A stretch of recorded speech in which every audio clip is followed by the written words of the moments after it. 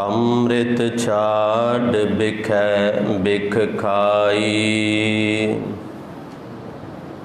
ਮਾਇਆ ਮੋਹ ਭਰਮ ਪੈ ਭੂਲੇ। ਸੁਤ ਦਾਰਾ ਸਿਉ ਪ੍ਰੀਤ ਲਗਾਈ।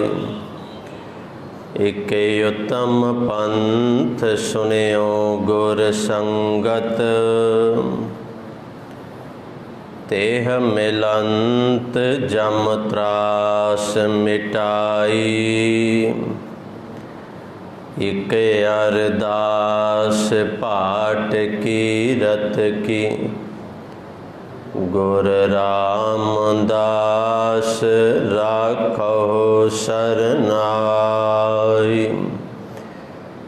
एक अरदास पाठ कीरत की।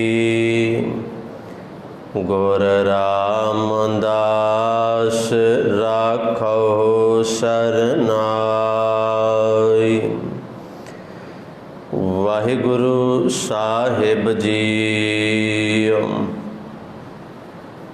श्लोक महला पहला। मुसलमाना सिफत सरैयत। पढ़ पढ़ करहे विचार। बंदे से जे पवह विच बंदी। वेखन कौ दीदार। बंदे से जे पवह विच बंदी। वेखन कौ दीदार। वाहिगुरु जी का खालसा वाहिगुरु जी की फतेह। सतगुरां दी पावन पवित्र हजूरी विच जुड़ बैठे सत संगी जनों। जिथे अमृतमयी पावन गुरबाणी दे कीर्तन आप जी ने हुणे श्रवण कीते। जुड़ बैठे हो इस वेले जो लड़ीवार आपां विचार कर रहे हाँ। आशा जी दी वार अमृतमयी बाणी। जिस बाणी दी 5वीं पौड़ी दा पहला श्लोक आप जी ने हुणे श्रवण किया है कि मेरे पातशाह जी ने रहमतां बख्शियां हन। ये आपां समझना है, अज विचारना है। सो विचारां दी आरंभता तो पहला अपने मन अपनियां बृत्तियां एकागर करो ते दास नूं बख्शो आग्या। करो गुरफतेह दी सांझ। वाहिगुरु जी का खालसा वाहिगुरु जी की फतेह। अज दा ये पावन श्लोक जगत गुरु गुरु नानक साहिब सतगुरां दी मुबारक रसना तो उचारिया है। इस श्लोक दे अंदर गुरु पातशाह जी ने कुछ धर्मां ते उन्हां धर्मां नूं मनण वालियां दा जिक्र कीता है कि किवें हर इंसान अपने धर्म के अंदर मौजूद जो कर्म हैं वो कर्म जिहड़े परमात्मा नूं मिलण दे वास्ते बना लए गए। गुरु साहब जी ने आख्या कि उन्हां कर्मां नूं करके परमात्मा नूं मिलण दा यतन करदे पए ने। हर धर्म उस धर्म नूं मनण वाला हर इंसान उन्हां कर्मां दे जरिए परमात्मा नूं मिलण दी कोशिश कर रहा है। हुण कोशिश हर इंसान कर रहा है। जे परमात्मा फिर भी नहीं मिल रहा तो इहदे अंदर कोशिश की घाट मन्नी जाएगी या उस परमात्मा नूं मिलण दे वास्ते जिहड़े कर्म असीं करदे हां वो कर्म ना काफ़ी मन्ने जाणगे। दो चीज़ां हन, या साडे अंदर घाट है या जिहड़े कर्म असीं कर रहे हाँ वो कर्म ना काफ़ी हैं। तो या एक शब्द होर भी है कि जिन्हां कर्मां दे कारण असीं उस परमात्मा नूं जां जिहड़े कर्म करके असीं उस रब नूं मिलण दी कोशिश कर रहे हां, वो कर्म उस रब दे नेड़े लिजाण दी बजाय सानूं होर दूर लैके जा रहे होण। क्योंकि एक पंजवें पातशाह जी का एक शब्द, दो पंक्तियां सुना के मैं इधर आवांगा। गुरु अर्जन साहब सच्चे पातशाह ने आख्या कि परमात्मा नूं मिलण दे वास्ते कईयां ने पाठ पढ़िओ, बड़े पाठ पढ़े, धर्म दीयां बड़ियां पुस्तकां पढ़ लईआं, अर वेद विचारिओ, बड़े वेदां नूं विचार लिया अपने जीवन दे अंदर, निवल भयंगम साधे, बड़े निवल भयंगम जोग मत दे अनुसार जेड़े ये कर्म भी कर ले। न्यौली कर्म करै वो आसन वही है। जैन मार्ग संजम मत साधन, निमख निमख कर शरीर कटावै, तौपी हौमै मैल न जावे, वही है। मेरे सच्चे बादशाह जी ने आख्या पाठ पढ़ ले, वेदां नूं विचार लिया, न्यौली कर्म आदि भी बड़े कर लए, बहुत यतन कर लिया, पर पंजां तो संग फिर भी ना छुटकिया। अंदर सगों हौमै भरन लग पई। हुण समझिओ, अंदर हौमै भरन लग पई, पंज विकार फिर भी नाल बन्ने रह गए, कर्म ये सारे कर लए, पाठ पढ़िओ भी कर लिया, वेद विचारिओ भी कर लिया, निवल भयंगम भी कर लए, पर गुरु साहब ने आख्या सी प्यारे इन बिद मिलन ना जाई, मैं कीए कर्म अनेका। पाठ पढ़िओ अर वेद विचारिओ, निवल भयंगम साधे, पंच जना स्यों संग न छुटकिओ, अधिक अहंग बुद्ध बाधे प्यारे इन बिद मिलन ना जाई। बस अज जिहड़ा है ना शब्द, अज जिहड़ा सलोक है, उहदे अंदर यही कुछ समझाया कि जो तू कर रहा है ना, उन्हां दे नाल प्यारे इन बिद मिलन ना जाई, इन्हां तरीकिਆਂ दे नाल नहीं मिलिया जा सकदा। कि जिहड़े तू तरीके वरत रहे, असीं भी बड़े तरीके वरतदे हां परमात्मा नूं रब नूं मिलण दे वास्ते, करदे असीं भी बड़े कर्म, क्योंकि हर इंसान दे मन दे अंदर ये लालसा दबी पई है, किते ना किते दबी पई है कि मैं रब नूं मिलना है, मैं उस रब दी प्राप्ति करनी है, मैं उहदे अंदर एक मिक होना है। लालसा दबी पई है, कर्म करदे हां, ਜਾਂ तो वो कर्म नाकाफी हो जाते हैं साडे वास्ते, या हुंदा की है जिहदा अज जिक्र किया ना गुरु साहब ने, पहला शब्द वरतिया है मुसलमान वीरां दे वास्ते। गुरु नानक साहब ने आख्या मुसलमाना सिफत शरीयत शरा, शरा दे अंदर रह के उस रब नूं खुदा नूं मिलण दा यतन करदे पए ने। पढ़ पढ़ करें विचार, शरा नूं पढ़ते ने, शरा नूं विचारते ने, ते शरा नूं पढ़ के शरा नूं विचार के वो समझते हैं कि असीं खुदा नूं लभ लवांगे, खुदा नूं पा लवांगे, खुदा नूं मिल लवांगे, खुदा नाल एक मिक हो जावांगे। मुसलमाना सिफत करते हैं शरा दे अनुसार। हुण शरा की है? एक नियम है। शरा की है? एक नियम है जिहड़ा हर मुसलमान वीर नूं मनना पैंदा है, नहीं तो वो इस्लाम दा धारनी नहीं है। ये नियम जिहड़ा है ना हर धर्म दे अंदर है, हर धर्म की अपनी एक शरह है। उहदे लई शब्द वक्खो वक्ख जरूर आ गए। सिख धर्म लई रहत शब्द आ गया कि जे वो रहत दे अंदर है तू तो सिख है, नहीं तो तू सिख ही नहीं है। ये नियम हर धर्म दे अंदर हैं, हर देश दे अंदर हैं। जां मैं एक छोटी जी आम सिंपल जी उदाहरण देवां, हर देश दे अपने ट्रैफिक रूल हैं। किते गड्डी साडे खब्बे पासे चलदी है, किते सज्जे पासे गड्डी चलदी है। हर देश दे अपने रूल हैं। रूल साडे भी नहीं, असीं फॉलो नहीं करते, फर्क एक वक्री गल है। हर देश दे अपने एक रूल ने, पर जे मेरे वर्गा बंदा ट्रैफिक दे उन्हां रूलां नूं पढ़ी जाए, समझी जाए, सुनियो ध्यान नाल, ट्रैफिक दे उन्हां रूलां नूं पढ़ी जावांगे, समझी जावांगे, सारी जिंदगी उन्हां नूं पढ़दे ही रहे, समझदे ही रहे, पर गड्डी कदे चला के उन्हां नियमां नूं पालण दा यतन ही नहीं कीता, तो वो किसी काम दे नहीं है।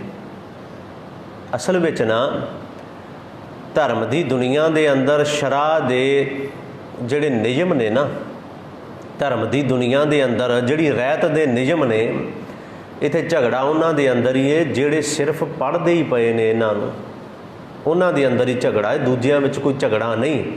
ਜਿਹੜੇ ਉਸ ਰਸਤੇ 'ਤੇ ਚੱਲ ਪਏ ਨਾ, ਟ੍ਰੈਫਿਕ ਦੇ ਨਿਯਮ 'ਤੇ ਪੜ੍ਹੇ ਪਰ ਰਸਤੇ 'ਤੇ ਕਦੇ ਚੱਲੇ ਹੀ ਨਹੀਂ ਉਹਨਾਂ ਨੂੰ ਫੋਲੋ ਕਰਨ ਵਾਸਤੇ, ਇਹ ਝਗੜਾ ਹੈ ਹੀ ਉਹਨਾਂ ਦੇ ਅੰਦਰ ਹੈ। ਜਿਹੜੇ ਪੜ੍ਹ ਰਹੇ ਨੇ, ਵਿਚਾਰਦੇ ਪਏ ਨੇ, ਸਮਝਣ ਦਾ ਯਤਨ ਕਰਦੇ ਨੇ ਪਰ ਫੋਲੋ ਨਹੀਂ ਕਰ ਰਹੇ, ਅਸਲੀਅਤ ਹੈ।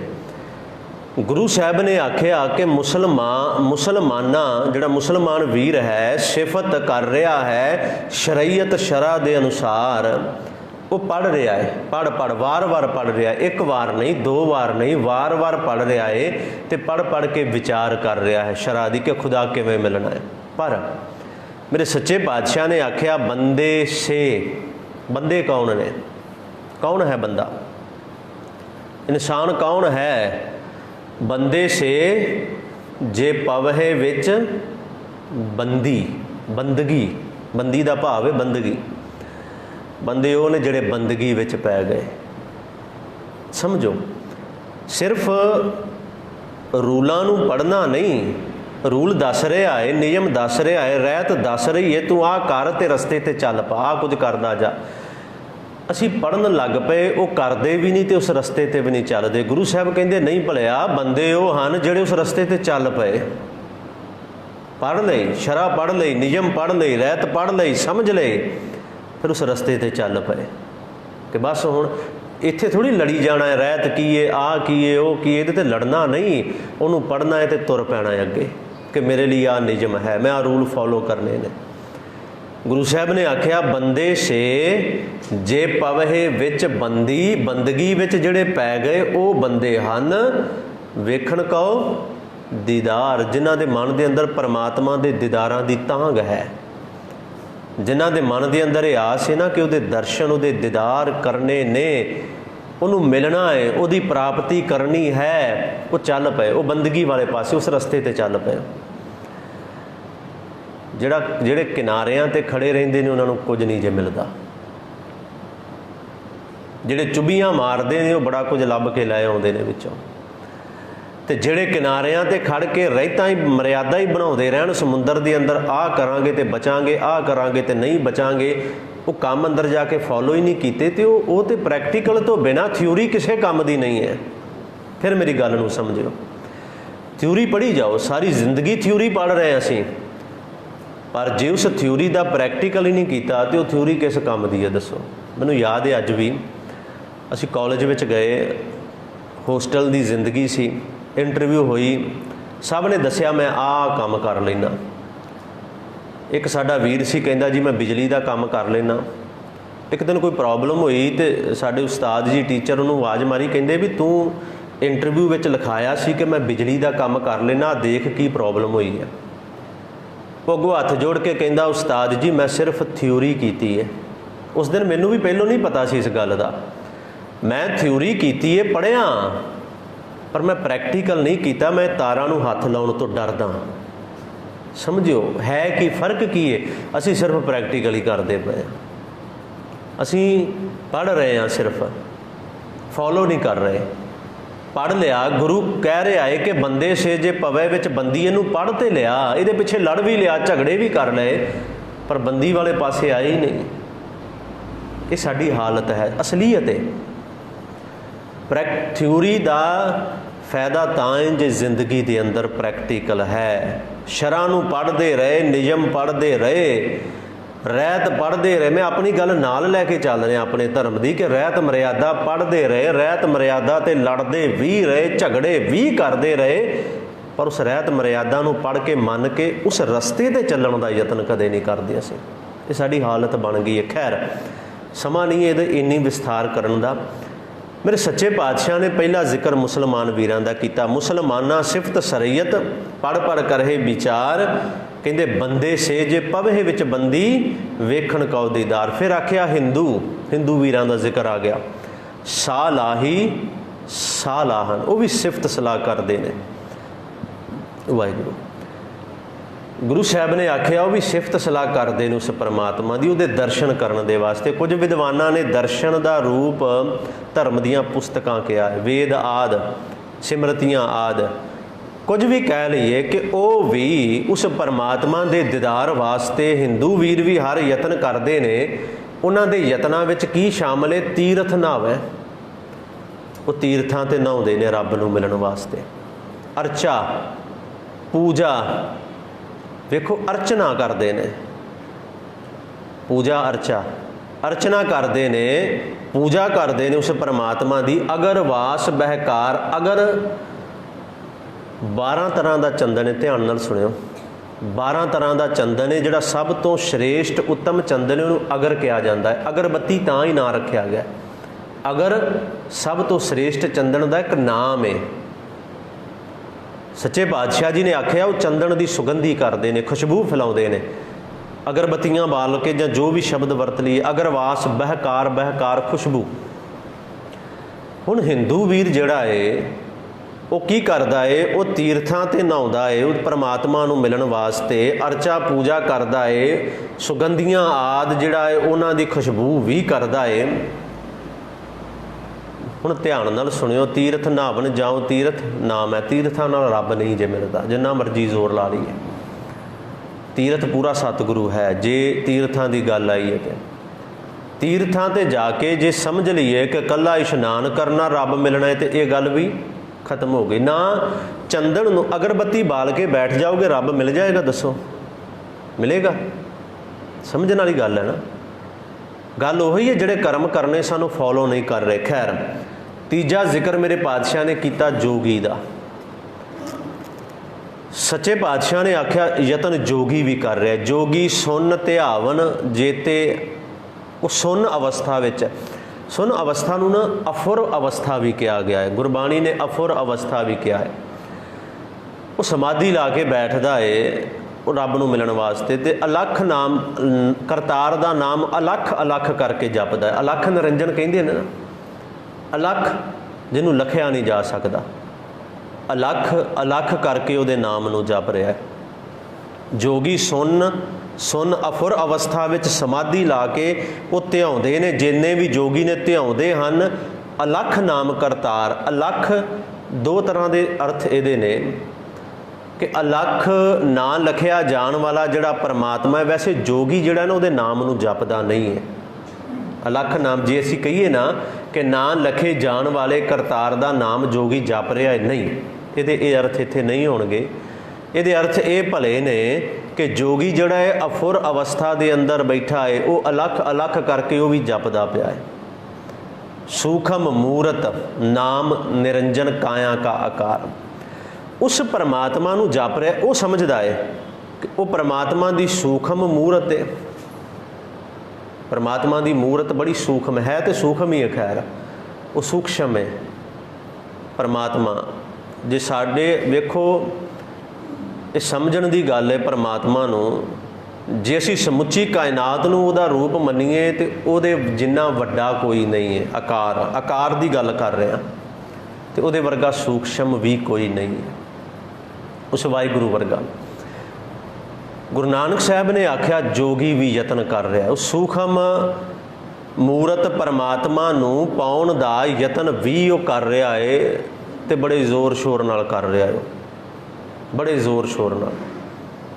खैर कईयां ने इहदे अर्थ कीते ने कि वो काया, उन्होंने एक आकार बना के आकार समझ रहा है परमात्मा नूं जोगी। कईयां ने ये अर्थ इहदे कीते ने, पर वो निरंकार है, ना रूप रंग रेख पेख कुछ नहीं। खैर फिर बादशाह ने अगे हुण पहला मुसलमान वीर का जिक्र, फिर हिंदू वीरां दा, फिर जोगियां का जिक्र। हुण गुरु साहब ने इत्थे शब्द वरतिया सतियां। सती शब्द जिहड़ा है ना इत्थे ये उन्हां लई नहीं वरतिया गया जिहड़ियां अपने घर वाले नाल सती हो के सड़ जांदियां सन, वो नहीं है। सती का भाव इत्थे वरतिया गया नरम दिल, मोम दिल। सती शब्द जिहड़ा है, क्यों कहते सतिया मन संतोख उपजै, सतिया मन संतोख उपजै देना कै विचार। उन्हां दा मन बड़ा नरम दिल है। उन्हां परमात्मा दे पाउण नूं, परमात्मा नूं पाउण दा साधन मान लिया कि दान करना है। ਦਾਨ ਪੁੰਨ ਜਿਹਨੂੰ ਅਸੀਂ ਕਹਿੰਦੇ ਹਾਂ। ਦਾਨ ਕੀਤੀ ਜਾਣਾ, ਵੱਧ ਤੋਂ ਵੱਧ ਜੋ ਕੁਝ ਹੈ ਉਹਨੂੰ ਦਾਨ ਕਰੀ ਜਾਣਾ। ਪਰ ਹੋਇਆ ਕੀ, ਗੁਰੂ ਸਾਹਿਬ ਨੇ ਆਖਿਆ ਦੇ ਦੇ ਮੰਗੈ, ਦੇ ਰਹੇ ਨੇ, ਉਹ ਦਿੰਦੇ ਜਾ ਰਹੇ ਨੇ, ਦਾਨ ਕਰਦੇ ਪਏ ਨੇ, ਪਰ ਮੰਗੈ ਨਾਲ ਨਾਲ ਰੱਬ ਤੋਂ ਮੰਗਦੇ ਵੀ ਨੇ। ਕੀ ਮੰਗਦੇ ਨੇ?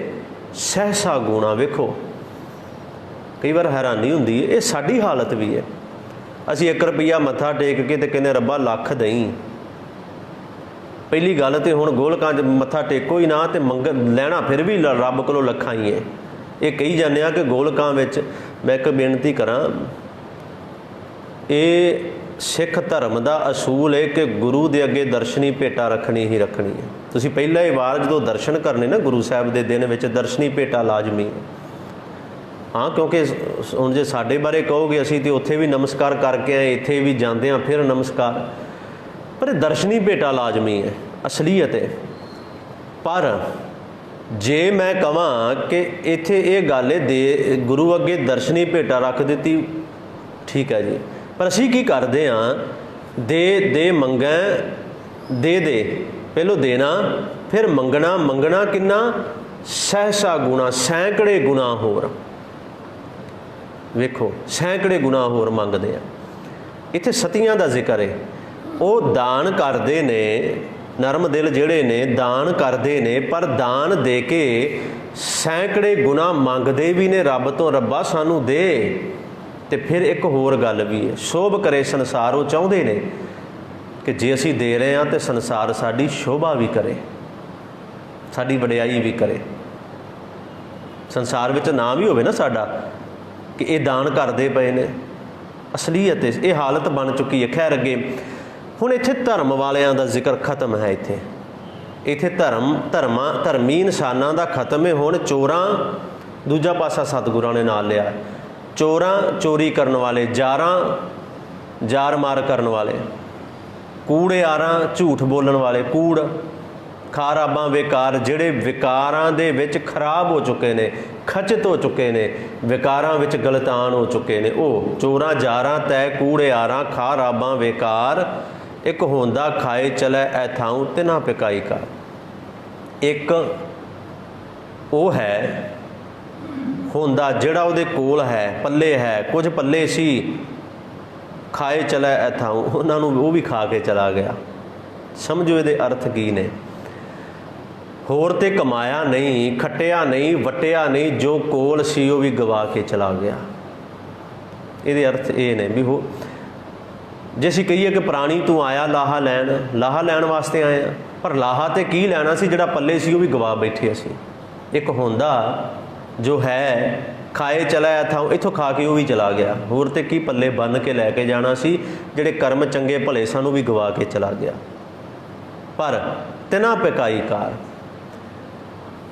ਗੁਰੂ ਸਾਹਿਬ ਕਹਿੰਦੇ ਕਿ ਉਹ ਜਿਹੜੇ ਹਨ, ਜਿਹੜੇ ਇੱਥੋਂ ਵੀ ਖਾ ਕੇ ਚਲੇ ਗਏ, ਕੁਝ ਵੀ ਪੱਲੇ ਨਹੀਂ ਲੈ ਗਏ, ਇਹ ਪ੍ਰਮਾਤਮਾ ਉਹਨਾਂ ਨੂੰ ਵੀ ਤੂੰ ਕਾਰੇ ਲਾਇਆ ਹੈ। ਤਿਨਾ ਪਿਕਾਈ ਕਾਰ, ਉਹਨਾਂ ਨੂੰ ਕਾਰੇ ਲਾਇਆ ਹੈ।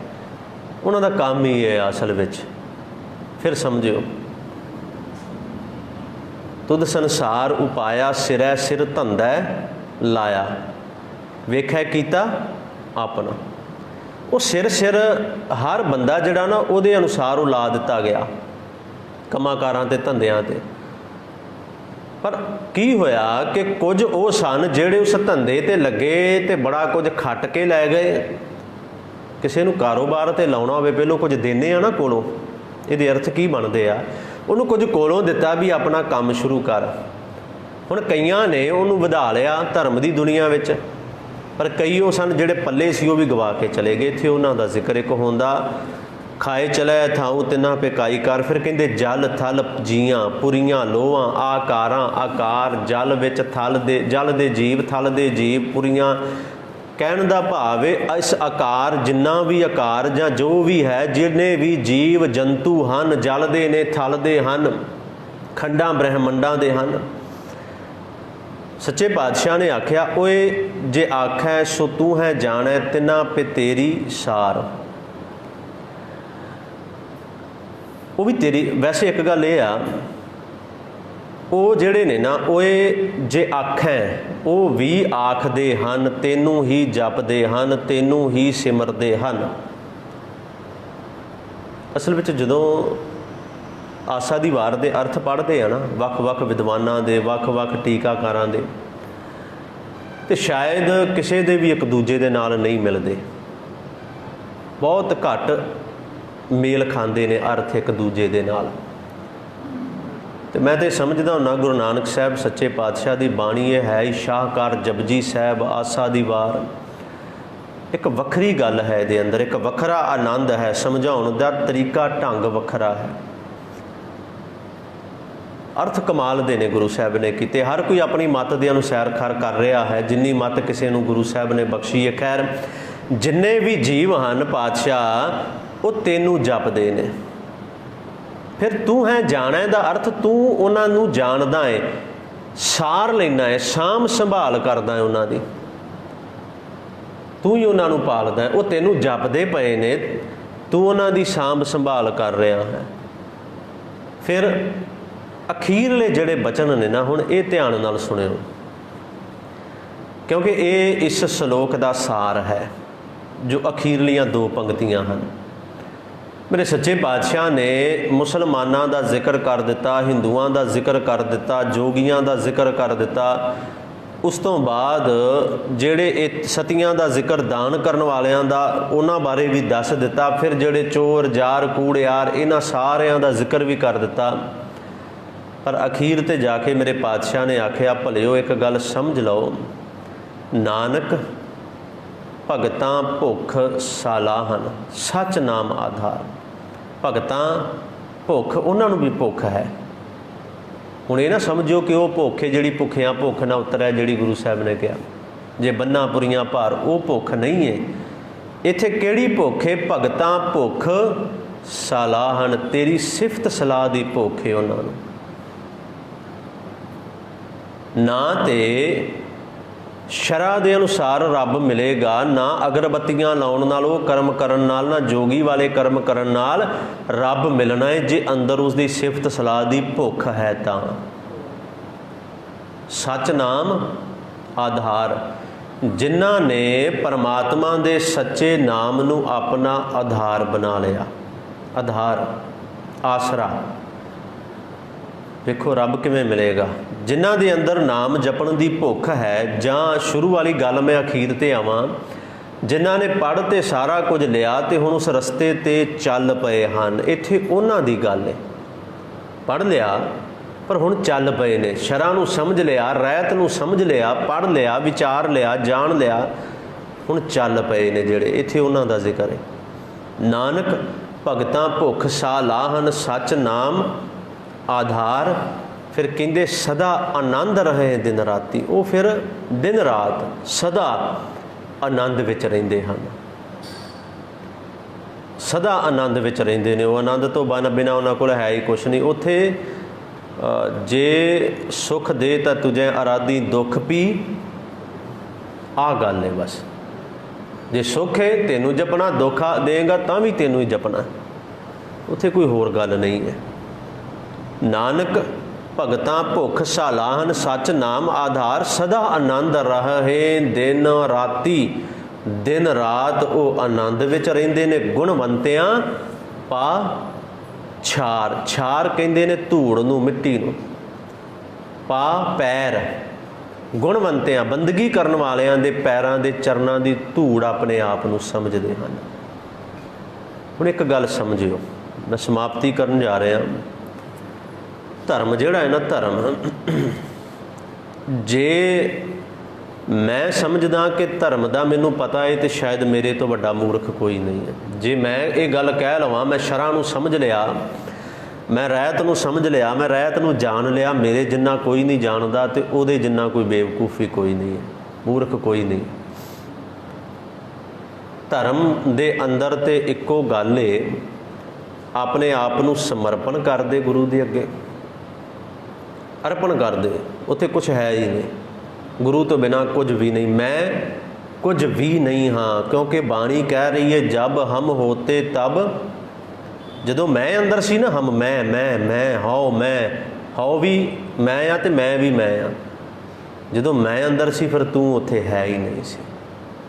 ਜਿੱਥੇ ਮੈਂ ਹੈ ਉੱਥੇ ਤੂੰ ਨਹੀਂ ਹੈ। ਜਦੋਂ ਮੈਂ ਕਰਦਾ ਨਾ ਬੰਦਾ, ਇਹ ਸੱਚਾਈ ਹੈ। ਸਾਡੇ ਜੀਵਨ ਦਾ ਇਹ ਹਾਲ ਬਣ ਗਿਆ ਹੈ। ਅਸੀਂ ਉਸ ਪਾਸੇ ਨਹੀਂ ਆਉਂਦੇ ਜਿਹੜਾ ਗੁਰੂ ਕਹਿ ਰਿਹਾ ਹੈ ਨਾ, ਬੰਦੇ ਸੇ ਜੇ ਪਵੈ ਵਿੱਚ ਬੰਦਗੀ ਵਿੱਚ, ਸਿਫਤ ਸਲਾਹ ਵਿੱਚ, ਨਾਮ ਵਿੱਚ ਜਿਹੜੇ ਪੈ ਗਏ ਉਹ ਬੰਦੇ ਗਿਣੇ ਜਾਂਦੇ ਨੇ। ਅਸਲੀਅਤ ਹੈ। ਸਤਿਗੁਰੂ ਸੱਚੇ ਪਾਤਸ਼ਾਹ ਰਹਿਮਤ ਕਰਨ। ਗੁਰੂ ਨਾਨਕ ਸਾਹਿਬ ਬੜੇ ਤਰੀਕੇ ਨਾਲ ਸਮਝਾ ਰਹੇ ਨੇ ਸਾਨੂੰ। ਸਮਝਣ ਦਾ ਯਤਨ ਅਸੀਂ ਕਰਨਾ ਹੈ ਤੇ ਉਸ ਰਸਤੇ 'ਤੇ ਚੱਲਣਾ ਵੀ ਹੈ। ਇੱਕ ਹੋਰ ਸਲੋਕ ਹੈ ਤੇ ਨਾਲ ਪੌੜੀ ਹੈ, ਉਹ ਕੱਲ੍ਹ ਨੂੰ ਆਪਾਂ ਵਿਚਾਰਨੀ ਹੈ। ਉਹ ਕਿਉਂਕਿ ਉਹਦੇ ਅੰਦਰ ਇਤਿਹਾਸ ਹੈ। ਉਸ ਸਲੋਕ ਦੇ ਨਾਲ ਸਾਡਾ ਇਤਿਹਾਸ ਜੁੜਿਆ, ਇਸ ਕਰਕੇ ਉਹਨੂੰ ਅੱਜ ਵਿਰਾਮ ਦਿੱਤਾ ਹੈ ਤੇ ਕੱਲ੍ਹ ਨੂੰ ਉਹਦੇ ਨਾਲ ਪੌੜੀ ਦੀ ਵਿਚਾਰ ਇਤਿਹਾਸ ਦੇ ਅਨੁਸਾਰ ਕਰਾਂਗੇ। ਸੋ ਅੱਜ ਇੰਨੀਆਂ ਕੁ ਬੇਨਤੀਆਂ ਪ੍ਰਵਾਨ। ਗੁਰ ਸ਼ਬਦ ਦੀ ਵਿਚਾਰ ਕਰਦਿਆਂ ਹੋਈਆਂ ਬੇਅੰਤ ਭੁੱਲਾਂ ਦੀ ਖਿਮਾ ਕਰੋ। ਗੁਰਫਤਿਹ ਦੀ ਸਾਂਝ। ਵਾਹਿਗੁਰੂ ਜੀ ਕਾ ਖਾਲਸਾ, ਵਾਹਿਗੁਰੂ ਜੀ ਕੀ ਫਤਿਹ।